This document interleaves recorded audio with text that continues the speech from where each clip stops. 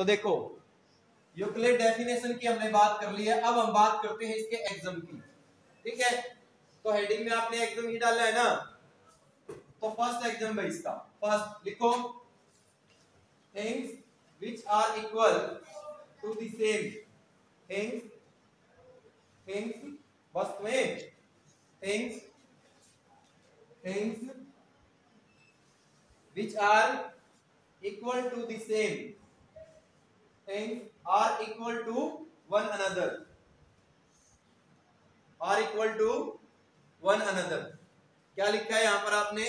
things which are equal to the same thing are equal to one another। ये लिख लिया? बोलो। things which are equal, थोड़ा speed में लिखो भाई। things which are equal to the same thing are equal to one another, यानी कि वो सारी की सारी वस्तुएं जो साइज में एक जैसी दिखाई देती हैं वो एक दूसरे के क्या होती हैं? इक्वल होती हैं। ठीक है, देखो बेटा दो चीज आपको लिखवा रहा हूं मैं। एक तो लिखवाया है मैंने एग्जाम, जिसको हिंदी में बोलते हैं अभिग्रह, और एक तो होता है हमारा पोस्टुलेट, जिसको बोलते हैं अभिधारणाएं। ठीक है, अब दोनों में डिफरेंस क्या है वो देख ले पहले तो आप। ठीक है, एक तो दोनों के दोनों ही अपने आप में प्रूफ होते हैं, इनका ज्योमेट्रिकल कोई प्रूफ नहीं होता। ठीक है ना, बस मान के चलते हैं जैसे कि अब हमने लिख दिया यूक्लिड का जो फर्स्ट एग्जाम हमने लिखा है कि वो सारी की सारी वस्तुएं जो सेम साइज की दिखाई देती हैं वो सारी की सारी क्या होती हैं? इक्वल होती हैं। अब इस चीज को प्रूफ नहीं कर सकते, ये अपने आप में ही प्रूफ होते हैं, चाहे एग्जाम हो चाहे पोस्टुलेट हो। अब माइंड में बस एक ही क्वेश्चन उठ रहा होगा आपको, जब ये दोनों के दोनों अपने आप में प्रूफ होते हैं तो इनके नाम जो है अलग अलग क्यों हैं? इनके नाम जो है अलग अलग क्यों हैं? अगर हम बात करें पोस्टुलेट की तो इसको सिर्फ हम ज्योमेट्री के क्षेत्र में लेके चलते हैं। ठीक है ना, ज्योमेट्री के क्षेत्र में जो गणित के पार्ट होते हैं सिर्फ ज्योमेट्री के केस में पोस्टुलेट क्या होता है? प्रूफ होता है। जबकि एग्जाम हमारा लाइफ में कहीं पर भी प्रूफ होता है, चाहे आप उसमें अलजेब्रा में ले लें या कहीं पर भी ले लें लाइफ में, वहीं पर इसको मान के चलते हैं कि ये प्रूफ है। ठीक है, जबकि जो पोस्टुलेट है वो सिर्फ किसमें होगा? ज्योमेट्री के कंसेप्ट में होगा। तो ये छोटा सा डिफरेंस है, हालांकि दोनों का कोई भी रियल प्रूफ करके नहीं दिखा सकते, बस मान के ही चलते हैं हम कि हाँ ऐसा होगा। बहुत सारी चीजें हैं गणित में ऐसी। सेकंड पार्ट लिखे आप, if equal are added to equals, if equal are added to equals, if equal are added to equals, if equal are added to equals, comma the wholes are equal, comma the whole are equal। क्या लिखा आपने? if the equal are added to equal, if the equal are added to equal, the whole are equal। क्या समझे इस line से? एक equal है मेरे पास a इक्वल टू b, और इसमें एक इक्वल टर्म को मैंने ऐड करना है। सपोज करो दोनों तरफ मैंने क्या ऐड कर दिया? m ऐड कर दिया। ठीक है ना, दोनों तरफ मैंने क्या ऐड कर दिया? m ऐड कर दिया। तो दोनों की दोनों साइड फिर भी एक दूसरे के क्या होगी? इक्वल होगी। ठीक है, अब इसका कोई प्रूफ थोड़ी ना करके दिखा सकते, क्या प्रूफ दिखाया होगा इसका बताओ। तो इसलिए इनको नाम क्या दिए गए हैं? एग्जाम। ठीक है, जैसे हमने लिख दिया कि 5 इज इक्वल टू 5 है, इक्वल आर। ठीक है ना, और दोनों तरफ हमने क्या कर दिया? Equal are added. दोनों तरफ मान लिया सपोज करो 10 ऐड कर दिया, तो कितना हो गया? 15, और ये भी कितना हो गया? 15। तो होल आर इक्वल, यही तो लिखा हमने। ठीक है, बोलो। उसके बाद लिखें if equal are subtracted from equal, if equal are, श्रुति लिखो, if equal are subtracted from equal, the remainder are equal। तो रिमाइंडर क्या होगा? इक्वल ही आएगा। if equal are subtracted from equal, the remainder are equal, the remainder are equal। क्या समझे यहां से? अगर एक टर्म थी मेरे पास x इक्वल टू वाई, और उसमें से दोनों तरफ सपोज करो मैंने क्या घटा दिया? a घटा दिया, दोनों तरफ मैंने क्या घटा दिया, a घटा दिया। तो जो सपोज करो इसमें से घटाने पर, या ये एग्जांपल मत लो आप, कोई और एग्जांपल ले लिया हमने, 10 जो है वो किसके इक्वल है, 10 के इक्वल है, ठीक है। और इसमें से हमने क्या कर दिया, दोनों तरफ 3 घटा दिया। क्या घटा दिया, दोनों तरफ 3, तो कितना रह गया 7 इक्वल टू 7। तो जो रिमाइंडर हमारे पास बचेगा ना, बची हुई टर्म, वो दोनों भी क्या होंगे, एक दूसरे के इक्वल होंगे। बहुत सिंपल सी बात है ये। आप कहोगे कि सर क्या लिखवा रहे हैं, तो बच्चों वाला काम है सारा का सारा, लेकिन ये एग्जाम है बेटा, ठीक है। अब इनसे कल को आप जैसे कोई पूछने लग जाए इसका प्रूफ बताओ, तो आप उसको तुरंत बता दोगे कि इसका कोई प्रूफ नहीं होता, ये एग्जाम है, ठीक है ना। जिसका मतलब क्या होता है, अभिग्रह जिसको बोलते हैं, जो अपने आप में प्रूफ होता पहले से ही, ठीक है, कि मान के चलते हैं कि हाँ ये चीज प्रूफ है। ज्योमेट्रिकल कोई प्रूफ नहीं होता है। उसके बाद 4th पॉइंट लिखें, things which coincide, things which coincide, coincide, coincide भी बोल देते हैं इसको, कोइंसाइड, संपाती बेटा जिसको बोला जाता है, क्या बोलते हो, संपाती। Things which coincide with one another, with one another, are equal to one another, with one another, are equal to one another, one another। coincide का मतलब क्या होता है, अगर मान लिया ये मेरे पास कोई चीज है, इसके ऊपर एक और चीज रख दूं मैं, ठीक है, तो इसका मतलब क्या होगी, जो दूसरी चीज है वो इसके ऊपर क्या होगी, कोइंसाइड होगी, इसके संपाती होगी, इसके ऊपर रखी गई है, ठीक है। तो दोनों की दोनों चीजें क्या है, हमारी इक्वल है। क्लियर ये बात। उसके बाद 5वां पॉइंट भाई, the whole is greater than its part, the whole is greater than its part, ठीक है, the whole is greater than its part, लिख लिया, the whole is greater than its part. क्या समझे यहां से, सपोज करो एक नंबर है मेरे पास, इसको मैं लिखता हूं जो 2 जमा 3 जमा 5, क्या लिख दिया, 2 जमा 3 जमा 5, तो मैंने लिखा the whole is greater than its part. 10 के पार्ट क्या क्या हो गए, 2 है, 3 है, 5 है, तो जो हमारा 10 है वो 2 से भी बड़ा है, जो 10 है हमारा वो 3 से भी बड़ा है, और जो 10 है हमारा वो 5 से भी बड़ा है। क्लियर, ठीक है। बट इनका कोई प्रूफ नहीं है। अब कहें कि 10 2 से क्यों बड़ा है, क्यों बड़ा है, ये एग्जाम होते हैं बेटा, ठीक है ना, इनका ज्योमेट्रिकल कोई प्रूफ नहीं होता। कर लोगे, तो ये सारे के सारे आपने याद रखने, पूछे जाएंगे। 6 नंबर पे लिखे, things which are double of the same thing, things which are double of the same thing, क्या हो गया, लिख क्यों नहीं रहे सारे, things which are double of the same thing are equal to one another, are equal to one another, ठीक है, ठीक है। एक वस्तु है मेरे पास A, और उसमें मैंने A को जोड़ दिया, तो क्या हो गया, ये 2 टाइम A हो गया, लेकिन जो पहले वाला A और जो दूसरा A है, दोनों के दोनों क्या एक दूसरे के इक्वल है। 7 थिंग्स व्हिच आर, क्या लिखोगे इसको, halves of the same thing are equal to one another, things which are halves लिखोगे या हाउस, क्या बोलोगे इसको, क्या मतलब होता है, आधा, ठीक है, हाफ लिख लो, things which are half of the same thing, things which are half of the same things are equal to one another. एक वस्तु है मेरे पास x, उसका मैंने आधा किया, तो कितना हो गया, x/2, यानी कि x/2 ये हो गया और x/2 ये। एक वस्तु थी x, उसका आधा किया, तो 2 हिस्से हो गए, उसके आधे आधे, दोनों को जोड़ेंगे तो x/2 प्लस x/2 कितना हो गया, एलसीएम आ गया इसका 2 पर 2x, कैंसिल हो गया भाई, x आ गया है ना, लेकिन ये x/2 इस x/2 के क्या है, इक्वल, लिख लिया। उसके बाद यूक्लिड 5 पोस्टुलेट्स, हेडिंग डालें, बस लास्ट वाला कंसेप्ट रह गया। मैं मानता हूं आप बोर हो गए हैं, ढेर सारी गालियां आप मेरे को दे रहे होंगे, लेकिन सीखोगे इनसे बहुत सारी चीजें। यूक्लिड 5 पोस्टुलेट्स, हेडिंग डालने जल्दी से। आवाज नहीं, आवाज ना है किसी की। यूक्लिड 5 पोस्टुलेट्स डाल लिया हेडिंग।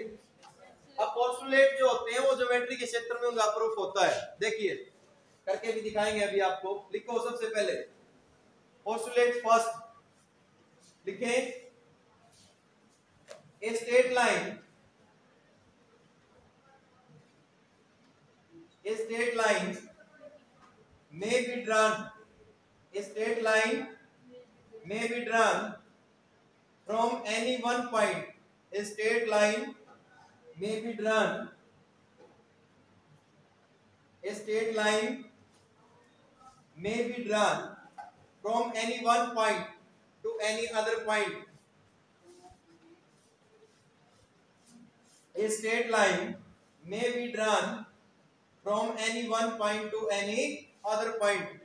एक पॉइंट है मेरे पास यहां और एक पॉइंट कहीं पर भी पाकिस्तान में ले लिया यहां पर, ठीक है।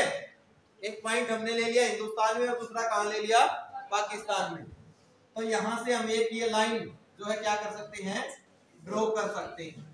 यही तो कहा है, बोलो ठीक है। तो ये हमारा क्या फर्स्ट पोस्टुलेट है, ठीक है, लिख लोगे।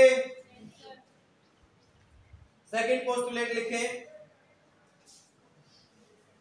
a terminated line can be produced indefinitely, a terminated line, a terminated line, a terminated line, a terminated line can be produced indefinitely, indefinitely लिख लिया। एक टर्मिनेटेड लाइन मतलब उसके सिरे हैं बेटा, एक है पॉइंट ए और दूसरा क्या है बी। इसको अनंत तक हम कहीं तक भी क्या कर सकते हैं, इंडेफिनेटली बढ़ा सकते हैं। ये फिगर बना लेना। टर्मिनेटेड लाइन क्या होगी, ए बी होगी। इसको हम दोनों तरफ से क्या कर सकते हैं, बढ़ा सकते हैं। लिख लिया, हाँ लिख लिया क्या। पोस्टुलेट थर्ड लिखें, a circle can be drawn with any center, a circle can be drawn with any center and any radius, a circle can be drawn with any circle with any center and any radius, ठीक है। एक circle को हम draw कर सकते हैं किसी भी सेंटर और रेडियस से। क्या किया हमने, एक सेंटर ले लिया ओ, एक सेंटर ले लिया ओ, एक रेडियस ले ली ओ ए, और उससे हमने क्या कर दिया, एक सर्कल ड्रॉ कर दिया, ठीक है ना। कोई भी ले सकते हैं। एक सेंटर लिया हमने ओ डैश, रेडियस ले ली हमने ओ डैश बी, और इससे क्या कर दिया, एक सर्कल ड्रॉ कर दिया। सर्कल ऐसे ही तो ड्रॉ होते हैं, बोलो। Postulate 4, all right angle are equal to one another, all right angle are equal to one another, all right angle are equal to one another। एक ट्रायंगल लिया मैंने जिसकी प्रत्येक साइड सपोज करो 2 सेंटीमीटर है, नहीं 2 सेंटीमीटर नहीं, अलग अलग होगी, ठीक है। सपोज करो ये हमारे पास O है, ये A है, ये B है, ठीक है। ये एंगल कितने का है, 90 डिग्री का। एक और ट्रायंगल ले ली इससे बड़ी, लेकिन है वो भी राइट एंगल ट्रायंगल, ठीक है। इसको ए कह दिया, इसको बी कह दिया, इसको सी कह दिया। दोनों के दोनों एंगल क्या है, 90 डिग्री के हैं। बट इनका कोई प्रूफ थोड़ी ना है कि all right angle are equal to one another. Postulate fifth भाई लिखे, हाँ पोस्टुलेट फिफ्थ लिखिए भाई, और ध्यान से समझिए इसको। If a straight line falling गिरेगी वो मतलब फॉल होगी। If a straight line falling on two straight line make the interior angle, if a straight line falling on the two straight lines make interior angle on the same side of its taken together less than two right angle, then the two straight line if produced indefinitely meet on the side on which the sum of angle is less than two right angle। ये fifth postulate आपके math में होगा, math में से लिख लियो एक बार, समझ लो कहना क्या चाहता है यहां से करना। उसने कहा आवाज ना करो भाई, आवाज ना करो। देखो दो स्ट्रेट लाइन है हमारे पास, दो सीधी रेखाएं हैं नॉट पैरेलल, दो स्ट्रेट लाइन है हमारे पास, कोई भी सीधी रेखाएं हैं ये ले ली, इनके ऊपर क्या किया एक तीसरी रेखा को क्या कर दिया गिरा दिया। तो इंटीरियर अंदरूनी कोण एक ये है मेरे पास और दूसरा कौन सा है ये वाला है, यही है ना भाई। इंटीरियर एंगल एक ये है और दूसरा क्या मेरे पास ये है। तो उसने कहा कि एंगल जो 1 है हमारा वो भी 90 से छोटा है और एंगल 2 जो है वो भी किससे छोटा है 90 से छोटा है। तो जिस साइड ये एंगल छोटे हैं उस साइड से अगर इन दोनों लाइनों को क्या करें हम प्रोड्यूस करें आगे बढ़ाएं तो ये क्या करेंगे एक दूसरे पर आकर मिल जाएंगी, इंटरसेक्ट करेंगी। यही लिखा है ना, बोलो यही लिखा है, ठीक है यही है ना इसका मतलब। अगर दो स्ट्रेट लाइन है एक तीसरी लाइन उनके ऊपर डाल लें और एक ही तरफ के दो एंगल एक और दो, यदि वो दोनों के दोनों 90 से छोटे हैं उन लाइनों को आगे बढ़ाएं तो वो कहीं ना कहीं एक दूसरे को जाकर क्या करेगी इंटरसेक्ट करेगी। अब आप कहोगे कि सर ऐसे तो ये एंगल और ये एंगल अगर इसको 3 को और इसको 4 को, लेकिन क्या 3 जो है 90 से छोटा है, देखने से ही पता चल रहा है 90 से तो क्या बड़ा है, ऐसे ही एंगल 4 90 से छोटा है, ठीक है ना, ये भी क्या होगा इससे ग्रेटर होगा थोड़ा सा बड़ा होगा। लेकिन इन लाइनों को जैसे अब आगे बढ़ाओगे, इन लाइनों को आगे बढ़ाओगे तो ये अनंत तक क्या होंगी फैलती जाएंगी, लेकिन इनको आप आगे बढ़ाओगे तो क्या करेंगे एक दूसरे को इंटरसेक्ट करेंगे। ये यूक्लिड का कौन सा पोस्टुलेट है फर्स्ट फिफ्थ है, ठीक है। ये सारे के सारे आपके कंप्लीट हो गए हैं, इसे नेक्स्ट लेक्चर में करेंगे एक्सरसाइज। देखिए भाई तो एक्सरसाइज 5.16 जो क्वेश्चन नंबर फर्स्ट है थर्ड बेंच गर्ल्स में, आवाज ना,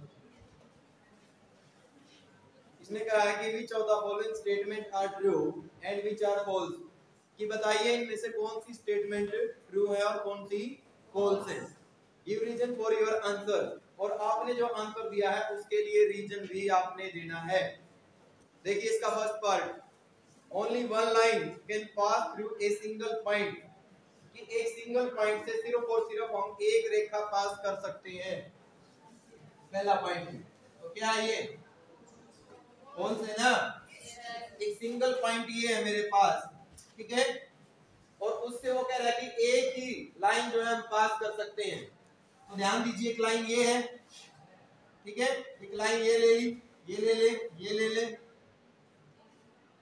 तो कितनी है लाइन, ऐसे तो कितनी भी लाइन ड्रा करते हैं, तो एक लाइन नहीं बेटा कितनी लाइन ड्रा कर सकते हैं, a single point we draw, हम ड्रॉ कर सकते हैं इनफाइनाइट लाइन, कितनी होगी लाइन इनफाइनाइट, ठीक है। तो एक नहीं कितनी होंगी इनफाइनाइट होंगी, ठीक है, समझ में आ गया ना सभी को। बस यही रीजन आपने देना से डायग्राम बना दे और उसके बाद इनफाइनाइट लाइन लिख दे। Second part, there are an infinite number of line which pass through two distinct point, अगर दो डिस्टिंक्ट का मतलब होता है अलग अलग, अगर दो डिस्टिंक्ट पॉइंट हैं तो उनसे हम क्या कर सकते हैं इनफाइनाइट लाइन जो है ड्रा कर सकते हैं। ये बात बताइए ट्रू है या फॉल्स है, ठीक है। सेकंड पार्ट की हम बात कर रहे हैं, दो पॉइंट हमने लिए, एक पॉइंट ले लिया ए और दूसरा पॉइंट हमने ले लिया बी, ठीक है, और दोनों से कितनी लाइन पास होगी, दोनों के दोनों पॉइंट से पास होनी चाहिए, तो सिर्फ और सिर्फ लाइन कितनी है एक ही होगी ना, या इनफाइनाइट होगी, ठीक है। अगर आप कोई और तीसरी लाइन जैसे ही मान लिया इस पॉइंट से ड्रा करने जाएंगे तो वो इससे पास नहीं होगी, जरा सा भी इसको तिरछा करोगे ना टेढ़ा करोगे तो सीधे बात है। जरा सी भी आप कोई भी सेलेंट लेंथ लेंगे तो क्या होगी वो, मतलब एक पॉइंट से पास होगी, दोनों से नहीं होगी। तो दो से सिर्फ और सिर्फ कितनी होगी, एक ही लाइन पास होगी। तो ऐसे डायग्राम बना दोगे, बना दोगे। तो there are one and only one line passing through the two distinct point, यही लिखोगे। क्या लिखोगे, there are one and only one line passes through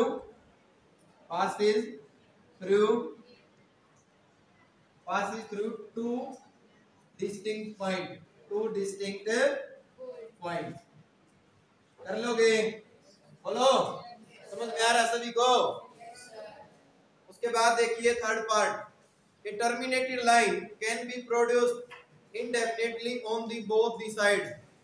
लिखवाया था ना ये, तो लिखवाया था, पोस्टुलेट थर्ड था शायद, कि एक टर्मिनेटेड लाइन, एक ऐसी लाइन ये है हमारे पास, और इसको हम दोनों तरफ से क्या कर सकते हैं, बढ़ा सकते हैं इंडेफिनेटली। तो क्योंकि हमने बाद में बढ़ाई है तो इसलिए इनको आप फिर क्लियर ना दिखा के कैसी दिखा दिया करो, डॉटेड दिखा दिया करो। बात आ रही है समझ में। तो हमारे पास एक लाइन थी जो कि क्या थी, ए और बी, एक तरह से लाइन सेगमेंट कह सकते हैं, और दोनों तरफ से हम इसको क्या कर सकते हैं, इंडेफिनेटली बढ़ा सकते हैं। ठीक है ना, ठीक है। लाइन सेगमेंट नहीं बोलेंगे इसको लाइन ही, लेकिन फिर भी हम इसको दोनों तरफ से बढ़ा सकते हैं। कर लोगे, बोलो। उसके बाद if two circle are equal then their radii are equal. अगर दो सर्कल है हमारे पास, दोनों के दोनों सर्कल क्या है, इक्वल है, तो उनकी जो रेडियस है वो रेडियस भी क्या होगी, इक्वल होगी। लेकिन रीजन क्या दोगे इसके लिए, क्या दोगे, आप लिखोगे देयर दीज सर्कल इन सर्कल के these circle centre and circumference are coincide का मतलब क्या होता है, मतलब अगर मान लिया इस सर्कल को मैं इसके ऊपर उठा के रख दूं तो इसको पूरे को क्या कर लेगा, ये ढक लेगा, कवर कर लेगा। अगर कवर कर लेगा तो इसकी जितनी रेडियस है तब इसकी रेडियस क्या हो जाएगी, इक्वल हो जाएगी। तो देन हम लिख सकते हैं, देन क्या हो जाएगा, OA equal to R1 equal to R। कर लोगे, बोलो, लिख दोगे लाइन। उसके बाद देखिए पार्ट फिफ्थ वही क्या क्या है, in figure 5.9 if A B equal to क्या है, पी क्यू, और पी क्यू इक्वल टू किसके है, एक्स वाई के, तो then A B equal to क्या होगा, एक्स वाई होगा। ठीक है, तो सिंपल सी बात है। आप एग्जांपल ये भी दे सकते हैं, अगर ए इक्वल हमारा बी के, ए हमारे पास किसी लाइन की लेंथ है, ठीक है, और बी हमारे पास किसी दूसरी लाइन की लेंथ है, ए इक्वल बी है और बी इक्वल किसके है, सी के है, तो देन लेंथ ए किसके इक्वल हो जाएगी, सी के इक्वल हो जाएगी। कर लोगे, ये डायग्राम आप बना देना और बस यही लिख देना कि if A B equal to P Q and P Q is equal to X Y, तो then A B is equal to क्या होगा, एक्स वाई होगा। चाहो तो बस इनकी लेंथ को आप डिफाइन कर सकते हैं ए बी सी से। कर लोगे, बोलो, एग्जाम ही था ये भी अगर आपको ध्यान हो तो। देखिए भाई क्वेश्चन नंबर सेकंड क्या क्या है इसमें, इसने कहा कि give a definition for each of the following term, प्रत्येक टर्म की डेफिनेशन बताइए। Are there other term that need to define first, क्या यहाँ पर कोई और भी टर्म है जो मतलब पहले वाली को डिफाइन करती हो, तो व्हाट आर दे, तो वो क्या होंगी, and how might you define them, और उनको आप कैसे डिफाइन करोगे। ये क्वेश्चन आपसे पूछा गया है सेकंड बेंच, बेटा बोर्ड पे ध्यान दीजिए, ठीक है ना, टेस्ट में फिर एक नंबर आएगा, ठीक से बैठ जा।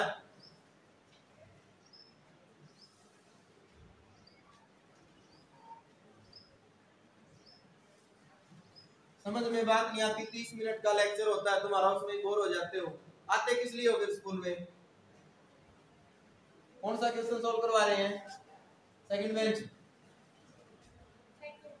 क्या है स्टेटमेंट, सुनाई नहीं दिया, क्या है क्या नहीं है, ये तो देख के बोल रहे हो ना, उससे पहले भी कुछ सुना होगा।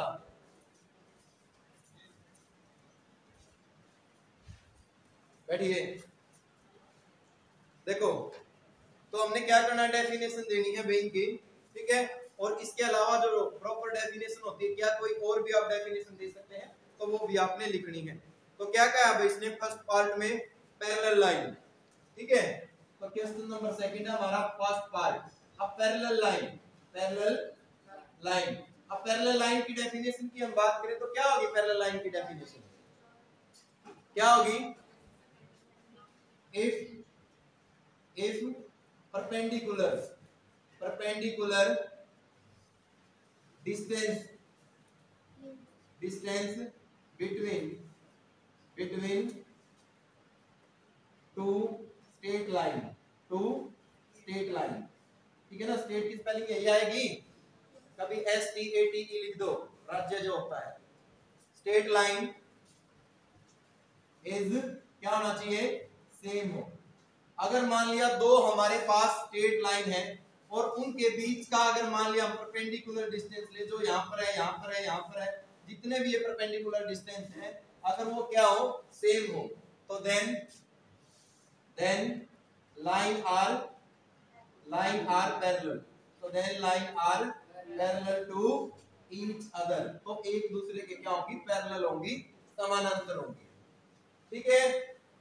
और क्या लिख सकते हो इसी में बताओ, इस लाइन को हम L कह ले और इसको M कह ले, L और M कब पैरेलल होगी बताइए, if we produced both line L, M, ठीक है ना, R इंडेफिनेटली वे, अगर हम इनको दोनों तरफ से क्या करें, इनफाइनाइट तरीके से दोनों तरफ क्या करते बढ़ाते जाएं, and if they are not intersect each other, तो देन क्या होगा बोलो, then L M R parallel line, बोलो लिख लोगे, बोलो भाई लिख लोगे ना ऐसे, तो कहां L M R parallel line, indefinitely, सुना करो ध्यान से, साथ साथ नोट ना करो, बंद कर दो लिखना, ठीक है। तो दोनों की दोनों डेफिनेशन किसकी है, पैरेलल लाइन की। अगर लाइन L को भी मैं इस साइड बढ़ाऊं, M को भी इस साइड बढ़ाऊं, इस साइड से भी बढ़ाऊं और इस साइड से भी बढ़ाऊं, और आगे बढ़ाने पर अगर ये एक दूसरे को इंटरसेक्ट ना करें, तो ये क्या होगी, पैरेलल लाइन होगी। जनरल लाइट में पैरेलल लाइन का एग्जांपल आप क्या दे सकते हो, ठीक है, जो कि एक दूसरे को कभी इंटरसेक्ट नहीं करती और उनके बीच का जो डिस्टेंस होता है वो क्या होता है, सेम होता है, ठीक है। परपेंडिकुलर लाइन, अगली डेफिनेशन है परपेंडिकुलर लाइन, ठीक है। इफ टू लाइन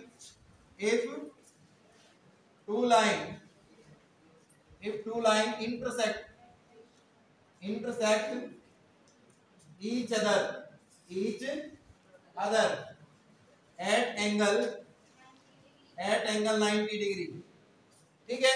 अगर दो लाइन एक दूसरे को इंटरसेक्ट करती है किस डिग्री के कोण पे, 90 डिग्री के कोण पे, तो then these line are perpendicular का ये सिंबल होता है भाई, ठीक है, are perpendicular to each other, लिख लोगे, बोलो लिख लोगे ना। अगला लाइन सेगमेंट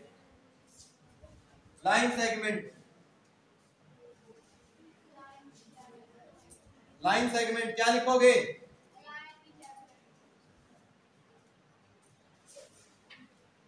यानी कि ए line which drawn any point to any point, बस इतना ही लिख दें आप, या सिर्फ ये लिख दें, यानी कि एक लाइन हमने ली जो कि ड्रॉ कर दी हमने, कहां से, पॉइंट ए से लेकर कहां तक, पॉइंट बी तक, ठीक है, तो उसको क्या बोल देंगे, लाइन सेगमेंट बोल देंगे। ठीक है, या आप ये भी लिख सकते हैं line segment, A line segment have initial, initial का मतलब क्या होता है, स्टार्टिंग में जो है, इनिशियल एंड लास्ट पॉइंट क्या होगा, टर्मिनल या टर्मिनेट, टर्मिनेट पॉइंट देख लेना, टर्मिनल या टर्मिनेट पॉइंट। यानी कि एक लाइन सेगमेंट का एक तो इनिशियल शुरुआती बिंदु होता है और एक क्या होता है, अंतिम बिंदु होता है। ये भी आप इसकी डेफिनेशन लिख सकते हैं, जरूरी नहीं कि जो गणित में दे रखी है चीज आप उसका रट्टा मारे, आपको पता होना चाहिए कि रियल में लाइन सेगमेंट होता क्या है। ठीक है, या ए लाइन, या ए लाइन सेगमेंट इज ड्रॉन, ठीक है ना, on any line any point two any point, ये भी आप लिख सकते हैं। कर लोगे, बोलो स्केयर। उसके बाद डेफिनेशन आपकी स्केयर की, स्केयर, स्केयर, स्केयर, अच्छा, radius of circle, radius of circle क्या है, radius of circle, radius of circle. तो सर्कल की रेडियस को आप कैसे डिफाइन करोगे, क्या लिखोगे, डिस्टेंस, डिस्टेंस बिटवीन, बिटवीन की शॉर्ट फॉर्म ऐसे लिख देते हैं हम, डिस्टेंस बिटवीन, बोलो centre, centre and centre to any point, any point, और वो पॉइंट कहाँ होगा, lie on the, lie on the circle, जो कि सर्कल के ऊपर क्या करेगा, लाई करेगा। जैसे हमने क्या किया, ये हमने एक सर्कल ले लिया, यहाँ पर इसका सेंटर O है और इसके ऊपर कहीं पर भी एक पॉइंट सपोज करो यहाँ ले लिया A, तो अगर मैं O को A से मिलाता हूं तो ये क्या है, रेडियस है। तो रेडियस हमारे पास क्या है, distance between centre to any point, और वो एनी पॉइंट क्या है, O है। ठीक है ना, तो on the circle that is OA किसके इक्वल है, R के इक्वल, दैट इज OA किसके इक्वल है, R के। कर लोगे, बोलो, या आप ये भी लिख सकते हैं कि हाफ ऑफ डायमीटर। कर लोगे। Question number 3, consider two postulates, ये दो पोस्टुलेट्स दे रखे हैं भाई जो कि ज्योमेट्रिकल प्रूफ, अच्छा स्क्वायर, फिफ्थ पार्ट में स्क्वायर, स्क्वायर की डेफिनेशन क्या लिखोगे, ऑल साइड आर, किसकी साइड, किसकी साइड, लेकिन and quadrilateral, and quadrilateral in which all side are equal and every angle is 90 degree। कर लोगे, बोलो। Question number 3, Consider two postulates given below. First इसने कहा given any two distinct point A and B, there exists a third point C which is in between A and B. Second इसने कहा there exist at least 3 points that are not on the same line. तो इसने कहा do these postulates contain any undefined term, क्या ये दोनों के दोनों undefined term है, ठीक है। आर दे पोस्टुलेट कंसिस्टेंस, क्या ये दोनों के दोनों कंसिस्टेंस हैं, अलग अलग बातें हैं। Do they follow the Euclid postulate, क्या ये यूक्लिड के पोस्टुलेट को फॉलो करती हैं, ठीक है। तो सारी की सारी ये बातें उसने पूछी हैं। देखो भाई ध्यान दो, पहली बात तो उसने क्या कही, क्या कही है, इसने कहा 3 पॉइंट है हमारे पास, एक पॉइंट है ए, एक पॉइंट है सी, और उनके बीच में कोई पॉइंट बी जो है वो लाई कर रहा है, ठीक है। दूसरी बात उसने कही है कि 3 पॉइंट हैं और वो कहीं पर भी है, मतलब जरूरी नहीं है कि तो तीनों के तीनों एक ही लाइन में हो। यहाँ पर चलो सी ले लिया, इसको हम क्या देते हैं बी, तो दोनों की दोनों बातें तो क्या सीधी सी बात है, अलग अलग है, अलग अलग है ना, ये अलग बात है और ये अलग है, तो इसका मतलब दोनों की दोनों क्या होगी, हमारी डिस्टिंक्ट होगी, ठीक है ना, क्या होगी, दोनों की दोनों डिस्टिंक्ट होगी, और दोनों को हम क्या कह सकते हैं, यूनिक कह सकते हैं, ठीक है, यूनिक का मतलब यही होता है कि दोनों क्या है, अलग अलग रिजल्ट दे रही है हमारी। ठीक है, उसके बाद उसने कहा है क्या ये कंसिस्टेंस है, और जब दो चीजें अलग अलग रिजल्ट देती हो तो उनको बेटा कंसिस्टेंसी बोलते हैं। ठीक है, तो कंसिस्टेंस होंगी, दूसरा जवाब हमारा ये हो गया। क्या ये जो यूक्लिड के हमारे पोस्टुलेट थे क्या उसको फॉलो करती है? 5 हमने लिखवाए थे, उनमें से कहीं ना कहीं किसी ना किसी एक को तो फॉलो जरूर करती होंगी। अगर हम बात करें एसी की, एबी की, एसी की बात करें, ठीक है, तो एसी, अगर हम एसी की बात करें तो एसी एक तरह से हमारे पास क्या होगा, होल हो गया एक तरह से। ठीक है, और एबी क्या उसका पार्ट है, बीसी भी क्या उसका पार्ट है। तो यूक्लिड के कौन से पोस्टुलेट को फॉलो कर रही है? जो 5th नंबर पे पोस्टुलेट था उसको क्या कर रही है, फॉलो कर रही है। लिख दोगे ये 3 जवाब। पहले में क्या लिखोगे, डिस्टिंक्ट यूनिट, दूसरे में क्या आ जाएगा, यस कंसिस्टेंस, और तीसरे में कौन सा पोस्टुलेट आ जाएगा, यूक्लिड 5th पोस्टुलेट। कर लोगे? बोलो, ये इंट्रोडक्शन ही है। आपको एक क्वेश्चन ऐसे लग रहे होंगे कि चल क्या रहा है, कोई क्वेश्चन तो आता ही नहीं ढंग का, करना क्या क्या नहीं, लेकिन बेटा ज्योमेट्री की शुरुआत रियल में ऐसे ही होती है। अच्छे क्वेश्चन भी आएंगे, टेंशन ना, आ ही गया क्वेश्चन नंबर 4। देखो क्या क्या है क्वेश्चन नंबर 4 में, आवाज ना करो बिल्कुल भी, अरे आवाज मत कीजिए। देखो क्या क्या है इसमें, if a point C lie between 2 point A and B such that AC equal to क्या है, BC है, then prove that AC is equal to 1/2 AB होगा। तो इसने कहा explain by draw the figure, तो फिगर ड्रॉ करके फिर आपने इसको एक्सप्लेन करना है। और ज्योमेट्री के जितने भी क्वेश्चन हो बेटा सबसे पहले उनमें डायग्राम ही बनाते, डायरेक्ट सोल्व नहीं करते। ठीक है, देखिए कौन सा क्वेश्चन नंबर 4, क्वेश्चन नंबर 4 क्या क्या है इसमें कि हमारे पास एक लाइन है जिसका नाम है AB, और इसके बीच में एक पॉइंट क्या है C। ठीक है, इस तरीके से दे रखा, तो गिवन कंडीशन हमारे पास गिवन दैट दिया है कि AC जो है वो इक्वल दे रखा किसके, BC के। टू प्रूव दैट हमें सिद्ध करना है कि, टू प्रूव दैट हमें सिद्ध करना है कि, क्या सिद्ध करना है कि AC जो है वो क्या होगा, 1/2 होगा किसका, AB का। ठीक है, तो डायग्राम हमने बना दिया। अब देखिए प्रूफ कैसे करोगे, proof AC equal to BC, ये कंडीशन हमारे पास क्या है, गिवन है, गिवन है ना। हमने दोनों तरफ क्या किया, AC ऐड कर दिया, दोनों तरफ क्या कर दिया, AC ऐड कर दिया। तो adding AC on both side.